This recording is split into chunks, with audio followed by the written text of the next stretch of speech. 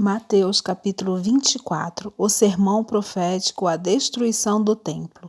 Tendo Jesus saído do templo, ia-se retirando quando se aproximaram dele os seus discípulos para lhe mostrar as construções do templo. Ele, porém, lhes disse: Não vedes tudo isso? Em verdade vos digo que não ficará aqui pedra sobre pedra que não seja derribada. O princípio das dores.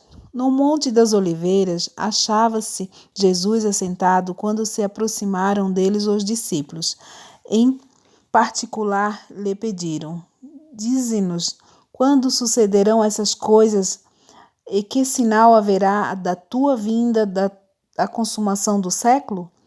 Ele lhes respondeu: Vede que ninguém vos engane.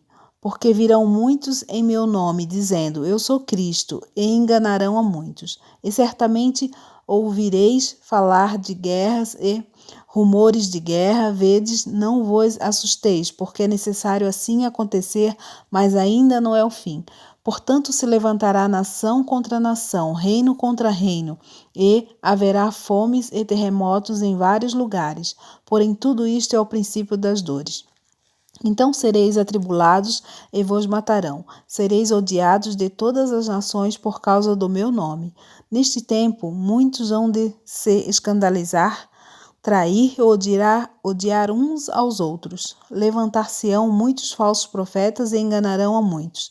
E por se multiplicar a iniquidade, o amor se esfriará de quase todos. Aquele, porém, que perseverar até o fim, esse será salvo.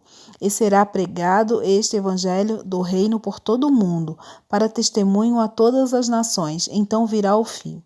A grande tribulação. Quando, pois, virdes o abominável da desolação de que falou o profeta Daniel no lugar santo, quem lê entenda. Então os que estiverem na Judéia juram para os montes. Quem estiver sobre o eirado, não desça a tirar de casa alguma coisa. A quem estiver no campo, não volte para trás buscar a sua capa. Ai de que estiverem grávidas e das que amamentaram naqueles dias. Orai para que a vossa fuga não se dê no inferno, nem no sábado. Porque neste tempo haverá grande tribulação, como desde o princípio do mundo até agora não tem havido, nem haverá jamais. Não tivessem aqueles dias sido abreviados, ninguém seria salvo, mas por causa dos escolhidos, tais dias serão abreviados.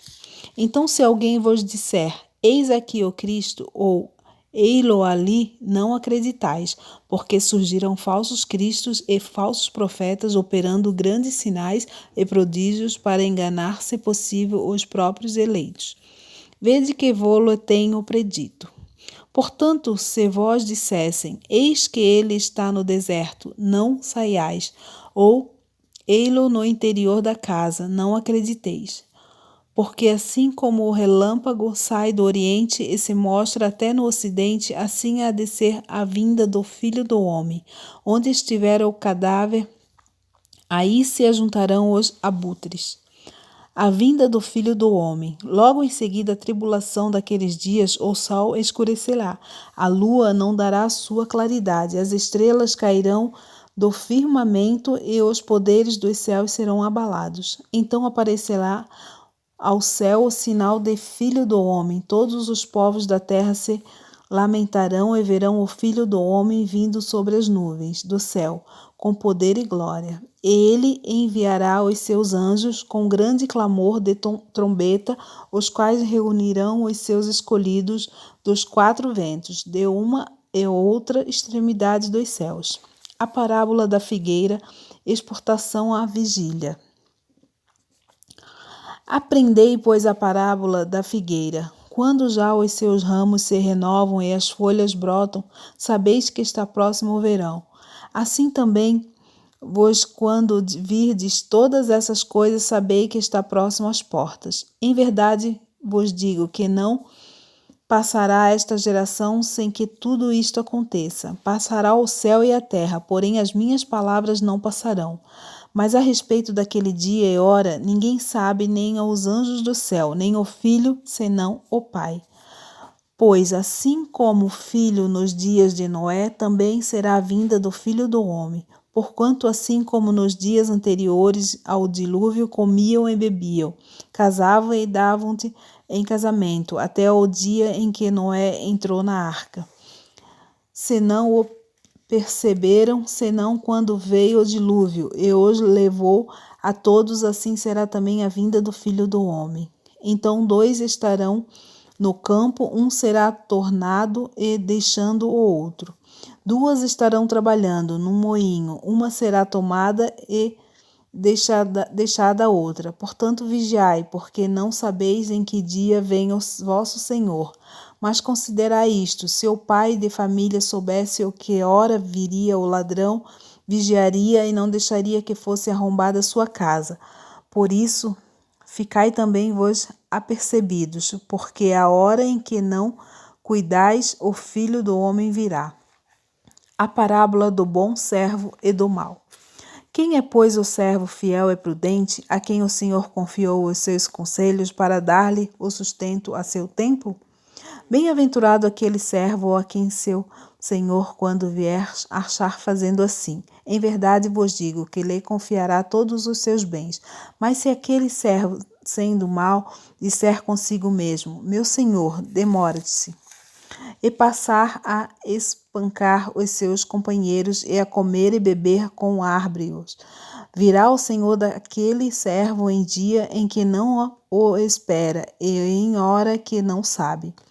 E castigá-lo-á, lançai-lo à sorte com os hipócritas. Ali haverá choro e ranger de dentes. Mateus capítulo 25. A parábola das 10 virgens. Então o reino dos céus será semelhante às 10 virgens que, tomando as suas lâmpadas, saíram a encontrar-se com o noivo. 5 dentre elas eram nécias e 5 prudentes. As nécias, ao tomarem as suas lâmpadas, não levaram azeite consigo.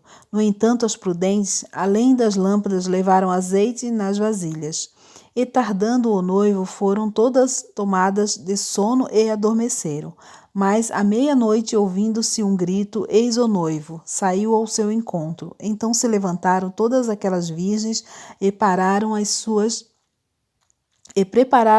lâmpadas. E as nécias disseram às prudentes: dai-nos do vosso azeite, porque as nossas lâmpadas estão se apagando. Mas as prudentes responderam: não, para que não nos falte a nós e a vós outras. Ide antes aos que o vendem e comprai-o.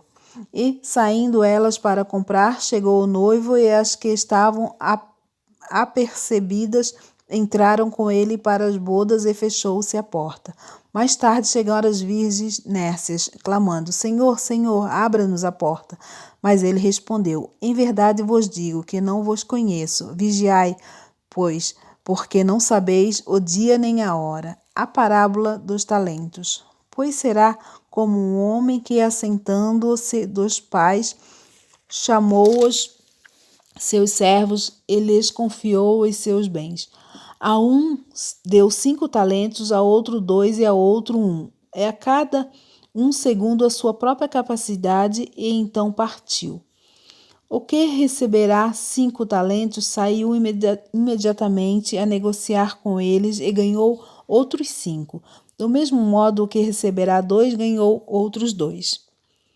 Mas o que receberá 1, saindo, abriu uma cova e escondeu o dinheiro do seu senhor. Depois de muito tempo, voltou o senhor daqueles servos e ajuntou contas com ele. Então, aproximando-se o que receberá 5 talentos, entregou outros 5, dizendo: Senhor, confiaste-me 5 talentos, eis aqui outros 5 talentos que ganhei. Disse-lhes o Senhor: muito bem, servo bom e fiel. Foste fiel no pouco, sobre o muito te colocarei. Entra no gozo do teu Senhor. E aproximando-se também o que receberá 2 talentos, disse: Senhor, 2 talentos me confiaste, aqui tens outros 2 que ganhei. Disse-lhe o Senhor: muito bem, servo bom e fiel. Foste fiel no pouco, sobre o muito te colocarei. Entra no gozo do teu Senhor. Chegando por fim, o que receberam 1 talento disse: Senhor, Sabendo que és homem severo, que ceifas onde não semeaste, ajuntas onde não espalhaste. Racioso, escondi na terra o teu talento. Aqui tens o que é teu. Respondeu-lhe, porém, o Senhor: servo mau e negligente, sabeis que ceifo onde não semeei e ajunto onde não espalhei? Cumpre-a, portanto, que entregasse o meu dinheiro aos banqueiros, e eu, ao voltar, receberia com juros o que é meu. Tirar-lhe, pois, o talento e dai ao que tem 10. Porque todo o que tem se lhe dará, terá abundância, mas ao que não tem, até o que não lhe tem será tirado. E o servo inútil lançai-o fora das trevas. Ali haverá choro e ranger de dentes. O grande julgamento. Quando vier o Filho do Homem, na sua majestade, e todos os anjos com ele, então se assentará no trono da sua glória. E todas as nações serão reunidas em sua presença, e ele separará uns dos outros, como o pastor separa dos cabritos e ovelhas, e porá as ovelhas à sua direita, mas os cabritos à esquerda. Então dirá o rei aos que estiverem à sua direita: vinde, benditos de meu Pai, entrai na posse do reino que vos está preparado desde a fundação do mundo, porque tive fome e me destes de comer, tive sede e me destes de beber. Era forasteiro e me hospedastes, estava nu e me vestistes, enfermo e me vigiastes presos, e fostes ver-me. Então e perguntarão os justos: Senhor, quando foi o que vimos com fome e demos de comer, ou com sede e demos de beber? E quando se vimos forasteiros e te hospedamos, ou nu e te vestimos? E quando te vimos enfermos ou presos, te fomos visitar? O rei respondeu, lhes dirá: em verdade vos digo que sempre que o fizeste um desses meus pequeninos irmãos, a mim fizestes. Então o rei dirá também aos que estiverem à sua esquerda: apartai-vos de mim, malditos, para o fogo eterno, preparando para o diabo e seus anjos, porque tive fome e não me destes de comer, tive sede e não me destes de beber, sendo forasteiros não me hospedastes, estando nu não me vestistes, achando-me enfermo e preso não fostes ver-me.